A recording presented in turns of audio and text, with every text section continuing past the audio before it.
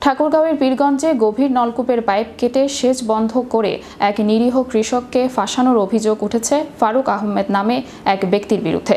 শুক্রবার দুপুরে Pirganj press club হল রুমে এক সংবাদ সম্মেলনে এমন অভিযোগ করেন ইমরান আলী নামে ওই ভুক্তভোগী কৃষক। তিনি লিখিত বক্তব্যে জানান, কোষাডাঙ্গিপাড়া গ্রামের মাহবুব আলম ওরফে মজল এর ছেলে ফারুক হোসেন, জহিরুদ্দিনের ছেলে মাহবুব আলম ওরফে মজল এবং সিরাজুল ইসলাম কোষাডাঙ্গিপাড়া PBM 11 বরেন্দ্র বহুমুখী উন্নয়ন কর্তৃপক্ষের গভীর নলকূপের অপারেটর আব্দুল কুদ্দুসকে কয়েক বছর আগে মারপিট করে রক্তাক্ত করে। ওই ঘটনায় আব্দুল কুদ্দুস বাদী হয়ে পীরগঞ্জ থানায় মামলা দায়ের করে।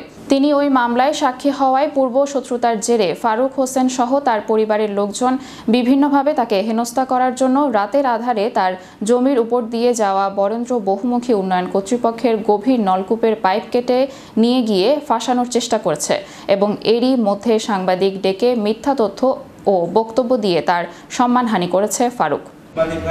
আমার বিরুদ্ধে তোলা অভিযোগ অনুসন্ধান সহ প্রকৃত ঘটনা উদ্ঘাটন করে ও বরেন্দ্র বহুমুখী উন্নয়ন কর্তৃপক্ষের গভীর নলকূপের পাইপ কেটে নিয়ে গিয়ে কৃষক ভাইদের দুর্ভোগ সৃষ্টিকারী দুষ্কৃতিকারীদের খুঁজে বের করে আইনের আওতায় নিয়েছে কঠোর শাস্তির ব্যবস্থা করার পাশাপাশি গণমাধ্যমে তুলে ধরা অনুরোধ করছি।